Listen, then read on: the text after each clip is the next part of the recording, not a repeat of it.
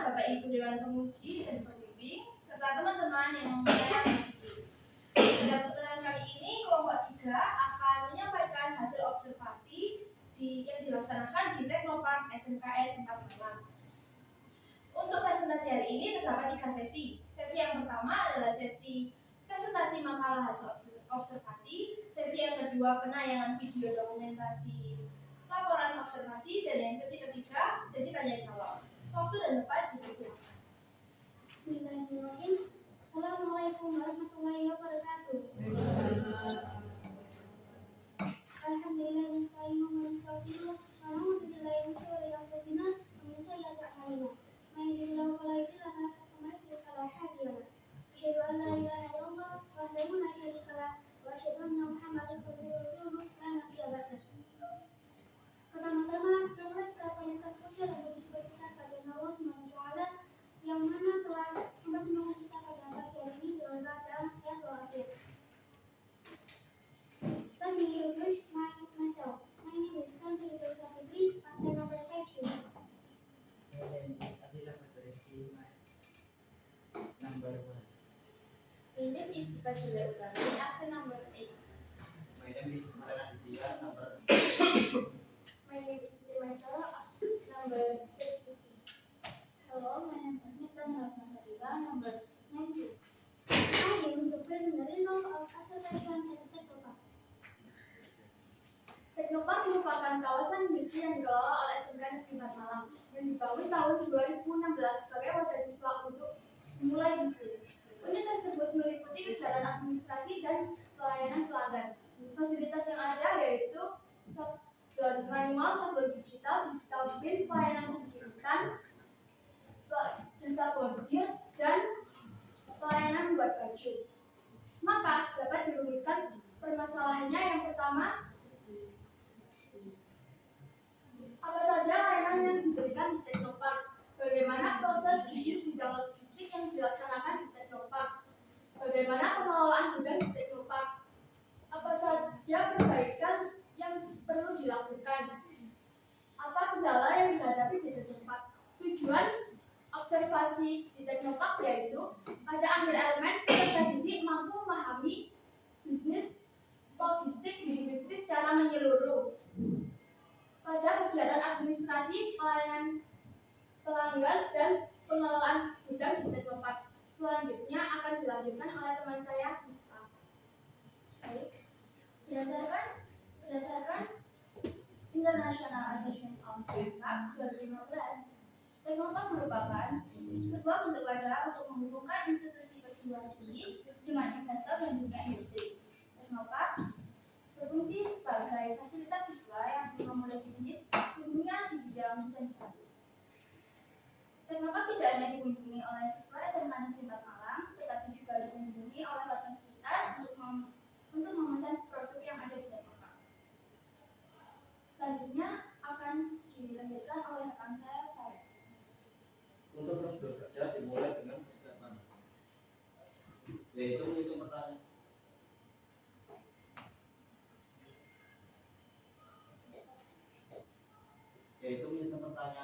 Untuk wawancara dan pembagian kelompok pada anggota, pembagian tugas pada anggota kelompok.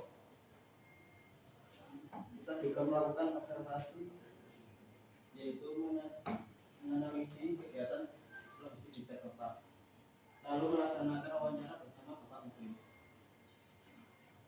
Pembuatan laporan dimulai dari editing video hasil wawancara, lalu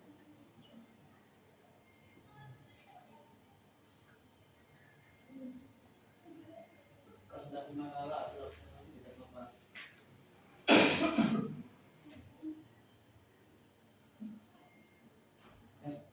Selanjutnya akan dilanjutkan oleh rekan saya. Untuk waktu yang kami amati, industri Teknopark ini berada di SMK Negeri 4 Malang. Industri ini melayani berbagai jasa seperti bordir, sabun, pembuatan baju. Tentunya di industri ini memiliki kendala, yaitu pada beberapa customer yang satu jika pesan di SMK 4 Malang akan dijadikan pada praktek.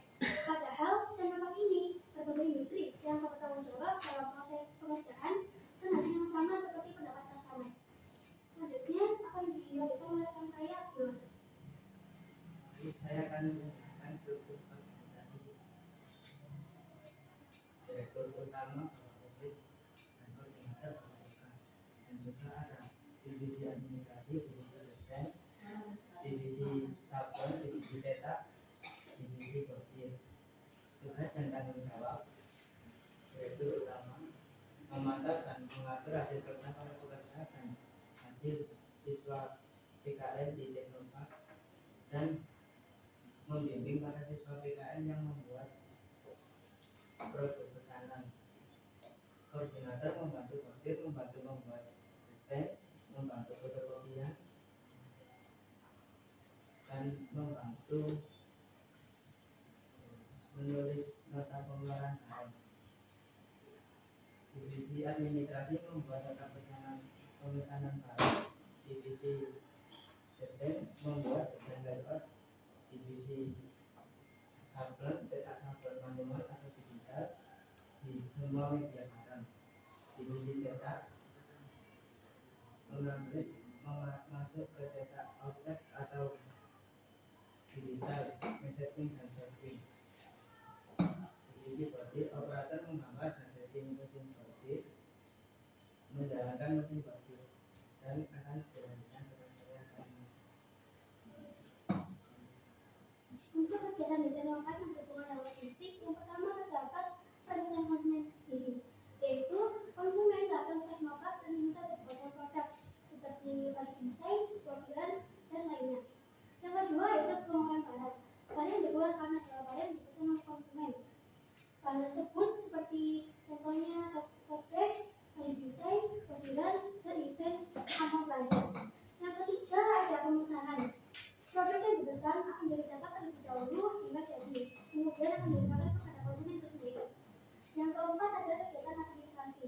Kegiatan ini diterapak ada data inventaris barang, dokumen invoice, SPK atau surat perintah kerja, terdapat juga surat jalan, dokumen nota barang, dan dokumen bukti pembayaran. Nanti yang kelima ada pengelolaan gudang. Di gudang ada beragam barang dan penyimpanan pesanan. Tujuannya agar barang ini terjaga dengan aman dan sampai ke konsumen dengan baik. Yang keenam ada pelayanan pelanggan.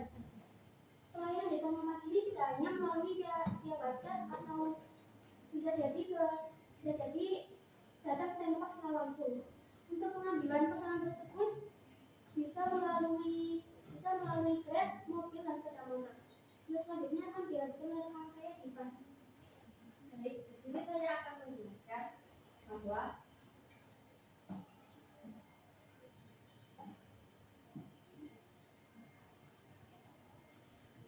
dengan adanya Teknopark ini bisa membantu rekan sekitar maupun secara umum dengan jasa yang telah disediakan.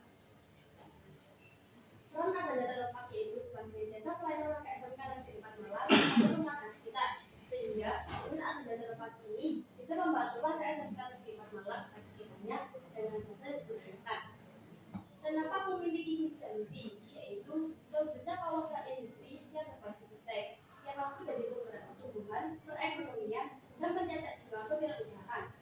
Selain itu, pada Teknopark juga memiliki perbaikan yang perlu dimiliki, yaitu pada hadus ingkang wonten ing rak cerdas, ketata rapi ingkang wonten sak sepatu ingkang warna serba, bedah ketata rapi ingkang wonten sak sepatu, kapal ingkang wonten pantai seharusipun disatukan kalisolasi supaya boten kedados sebab ingkang boten yang tidak diinginkan.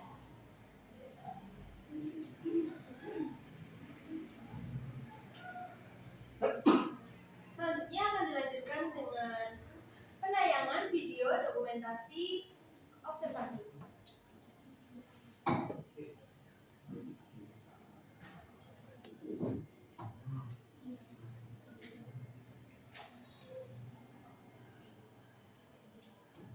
Mohon maaf jika nanti saat video ada beberapa yang bising-bising mau dimaafkan karena seperti narasumber yang Pak Mukis yang mau diwawancara tidak mau diajak wawancara di depan sehingga hanya bising-bising seperti hewan.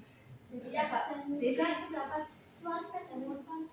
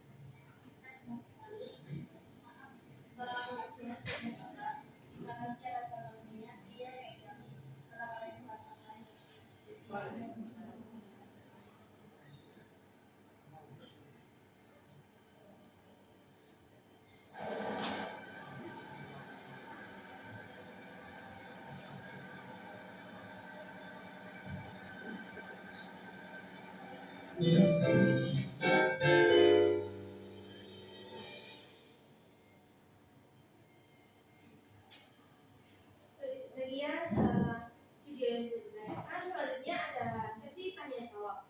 Untuk yang bertanya, dipersilakan. Ya wes, dulu ya. Pengen untuk kelompok 3 sama dengan kelompok yang lain, tetap tidak ada PPT yang bisa menarik. Terus saya sebenarnya ingin melihat eksplorasi ini kan kamu semua juga sama gitu ya, logistiknya itu tadi mulai kelompok 1 dan 3 itu teori yang kamu dapatkan di logistik, nggak tahu saya akan dapat dulu.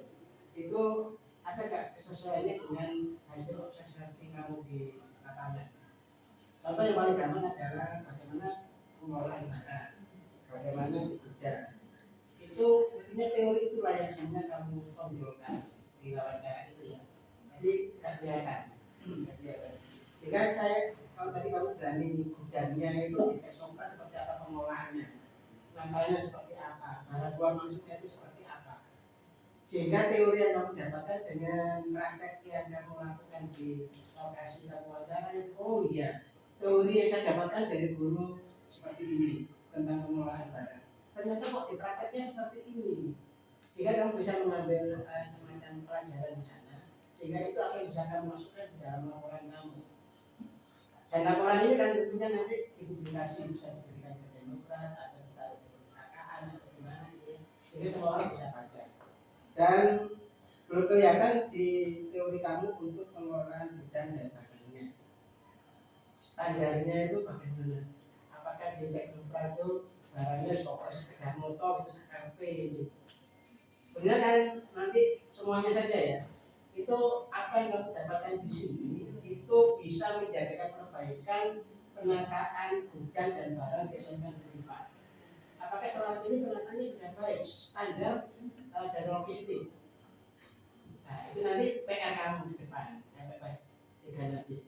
Sehingga kamu nanti lulusan di sini itu punya kenang-kenangan saya dulu pada waktu di sekolah itu bisa membantu mengelola penataan barang di SMK Negeri 4 di semua ini. Bukan kita coba itu di manajemen, di perpustakaan, di proses, di sampras itu ya, itu PR-nya nanti ya. Tapi kamu sudah tampil ini bagus, luar biasa. Tapi ke depan tantangannya itu kamu harus punya cita-cita yang tinggi. Saya nanti bisa menata barang di SMK Negeri 4 itu sesuai dengan standar logistik yang benar. Sehingga siapapun bisa mengakses, oh barang ini sisanya ini sudah seperti itu semuanya kita bisa mengakses ya. Oke, kita aja baca ya. Saya masih melanjutkan dengan yang disampaikan oleh Pak Fadil, karena kalian mendapatkan Teknopark ya itu sangat-sangat relate dengan logistik sebenarnya ini Pak. Karena apa? Di sini anak-anak ya ketika saya di rumah di industri dan memang harusnya kalian lebih bisa porsinya ke situ. Tapi sebelum itu saya ingin memberikan koreksi. Kalau dari laporan kalian itu fotonya itu sketch gempeng semua, kalian tarik kayaknya. Foto yang di laporan itu gempeng, itu nggak simetris. Terus yang di video kalian itu bukan sablon BTS. Kalian tadi di subtitle tulisnya sablon BTS, yang betul itu DTF. Sangat jauh ya. Saya tadi ketawa lihat video kalian. Sablon BTS. Wah, lucu nih BTS. Iya Bu, BTS. Iya kan? BTS. Yang betul itu DTF. Ya DTR. Iya, dia itu BTS Bu. Kalau DTR itu film. Dengan the skip. Behind the scene. Jadi itu ya, itu nanti kalau video kalian itu diketawain kalian. Terus anak-anak, Bu ingin tanya ya saya belum tahu kalian sudah mendapatkan materi ini atau belum, tapi saya ingin bertanya, pengelompokan barang di gudang itu kira-kira seperti apa ya? Di situ kan tadi ada cetak offset untuk sablon dan sebagainya.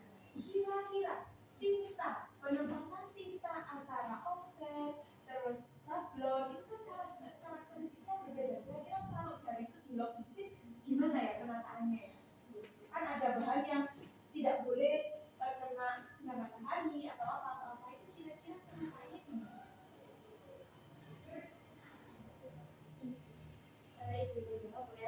Mungkin menurut saya kan itu kan ada yang lanjut bahaya, ada yang enggak, juga dia bisa tidak kena terpapar matahari sama yang bisa. Mungkin menurut saya bisa dikelompokkan sesuai dengan apa ya? Sesuai dengan kelompoknya, seperti kayak yang tidak bisa terpapar ya disembunyikan dari sinar matahari, berkelompok menjadi satu. Terus yang berbahaya juga bisa dipisahkan sendiri-sendiri. Jadi bisa kayak dikelompokkan. Soalnya kebetulan gue sendiri itu waktu magang sering keluar masuk gudang gitu ya. Yang namanya tinta offshore ini banyak sekali macamnya kan. Saya kan nggak tahu. Ya Pak, yang basis ininya sebelah sana itu sepertinya ada rumusnya sendiri ya. Ini kalian memang benar itu karena lo sebelah 10. Ya nanti silakan ambil sendiri lagi. Itu saja ya koreksinya, jangan lupa BTS dan DTF sama foto yang Korea gitu. Iya, saya ketawa loh waktu mereka itu BTS. Ya, baik. Saya ucapkan selamat juga untuk ini karena sudah berusaha kan. Nah, baik ya, sedikit secara umum aja kita sudah baik ya untuk presentasi, menjelaskan materi. Ini misalnya kamu bagian apa nih? Menghafalkan apa lagi? Iya. Jadi saya ulang lagi ya. Jadi kejujuran terlihat dari sini. Kemudian tanggung jawab terlihat dari sini. Mandiri terlihat dari sini. Itu semua pernah saya jelaskan seperti itu ya. Tidak bisa dibohongi. Sudah. Sekarang ini sini atur perasaanmu dengan tugas itu ya sini. Alasannya opo, lah, alasannya opo, susah alasannya opo, ayo. Ayo. Terus DPR sama 7 bulan itu perasaanmu. Oh susah ya. Gue gak jujur, ada so kelihatan. Susah ya kok, susah itu pak, susah ya kok. Gue gak tahu. Balik itu susah itu boleh kok balik ini. Ya. Baik, siap. Ya cuma itu tambahan ya. Jadi sekali lagi, jadi pembelajaran itu enggak hanya pada waktu mau diuji, enggak kan? Ujian itu justru kalian fokusnya belajar. Ujian untuk belajar sehingga bisa menilai kemampuan dirinya sendiri. Enggak usah muncul ini, enggak usah. Bagaimana kamu ini tujuannya apa, dicari terus tugasnya apa, selesai. Kita tahu tujuannya, dicari itu tahu tujuannya, sehingga kalian ya itu tadi loh, akhirnya jujur. Kalau disuruh apapun nggak akan ada ini kesel, merasa beban, itu yang perlu sering saya ingatkan ya. Kita itu sukses untuk kelompok 3 juga. Yang belum ya mengikuti ya, belajar lagi. Ini belum belajar.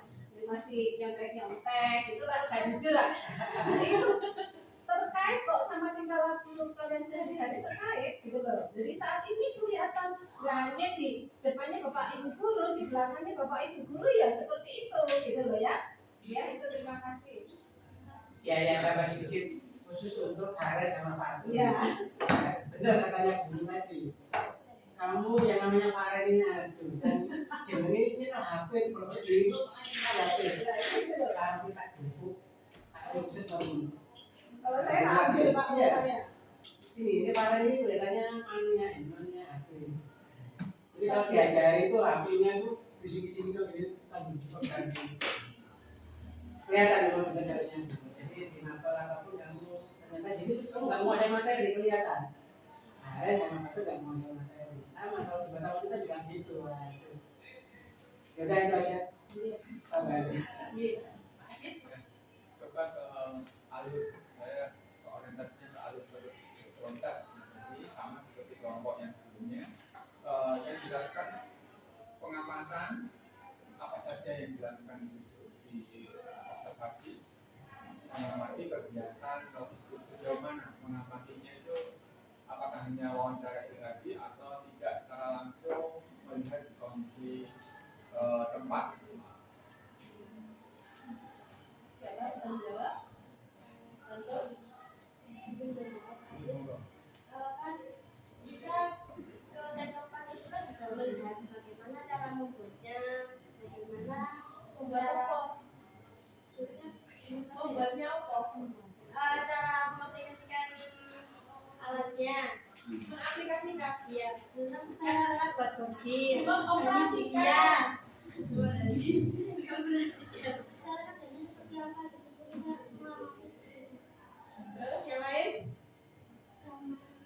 Sama melihat apa kayak seperti tata letaknya di situ sama baju-baju. Kenapa diperhatikan survei sama bajunya? Kan di bawahnya kalau nggak salah kan ada sepatu-sepatu yang diserahkan di bawah. Kayak kurang nyaman gitu. Terus yang berkaitan dengan kegiatan fisik itu apa aja? Sejauh ini saya masih belum paham, cuma kan biasanya ada kayak pengadaan barang lagi, terus ada pengeluaran juga, penerimaan juga. Kalau dari video tadi itu kan sudah apa melihat di bagian tengah, kemudian prosesnya kan kalian tadi kan masih belum mengaplikasikan kan, hanya sekedar mengetik gitu saja. Jadi nanti kalau misalnya hal demikian itu dilakukan, kalau bisa di waktu-waktu itu kami akan juga tidaknya 2 menit. Saya baik. Mohon isi ya Bapak Ibu. 50 menit aja. Yang pertama yang saya koreksi di sini adalah gestur badan saat presentasi. Tidak ada ceritanya kita presentasi kamu nyandar itu tidak ada. Ya, Bapak Ibu juga kalau menjelaskan di depan itu kan nggak ada yang saya temu kan nggak ada loh. Nggak ada kan? Meskipun sedang panas, sedang pusing atau sedang apa, tetap berdiri tegak. Kemudian gestur badan ini juga terkait dengan volume suara. Ada beberapa yang menjelaskan itu tidak terdengar. Ya, lebih ditingkatkan lagi volumenya, ya. Oke, paham? Nah, belajar lagi. Apa sih?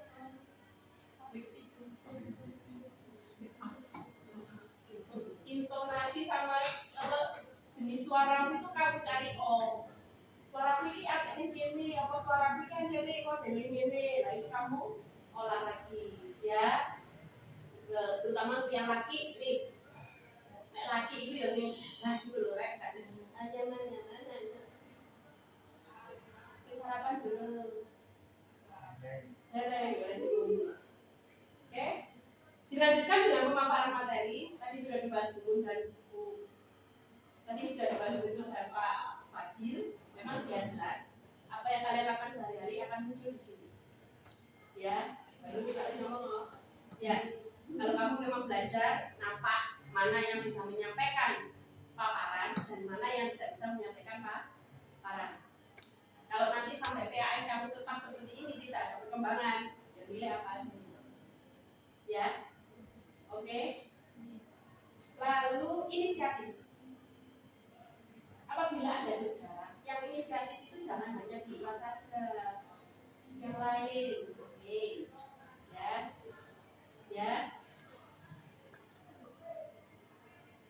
jangan terpaku misalnya, sama kalian nikah, ya, kamu nek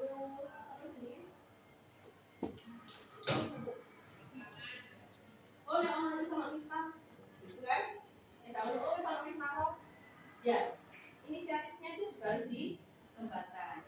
Kemudian tatapan mata, audiensnya di bawah, kalau di atas itu atap. Ya, silakan ditatap audiensnya, bukan menatap matanya, pakai ke. Nah, yang ditatap kalau takut tatap matanya itu bulu-bulunya aja yang ditatap, ya, atau yang di grogi dan sebagainya itu sudah biasa. Namun karena kamu grogi akhirnya timbul anxiety. Apa anxiety? Kecemasan yang berlebihan. Ya, paham? Kemudian terkait dengan pengelolaan barang, ngapunten Bu Elita, ini memang belum bisa. Ya, itu kegiatan itu ada di semester 2 kelas 2. Jadi mohon maaf kalau mereka tidak bisa menjawab dalam pakai ini. Pasti kan Belum, iya, belum. Oke, seperti itu bisa dipahami. Nah, terkait gambar yang cemet, aku ini harus ngomong, ojo di sini, ojo di sini, ojo no. Ya, akhirnya cemet.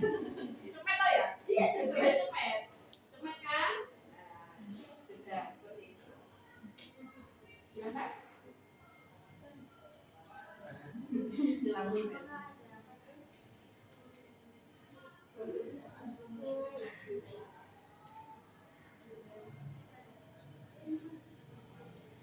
Sekian yang dapat disampaikan oleh kelompok teknopark. Mohon maaf jika ada salah kata maupun perbuatan. Assalamualaikum warahmatullahi wabarakatuh. Waalaikumsalam.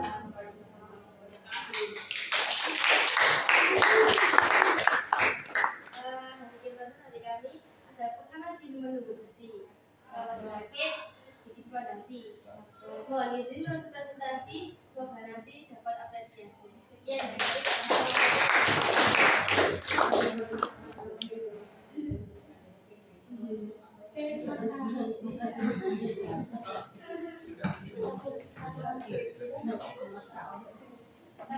Sudah.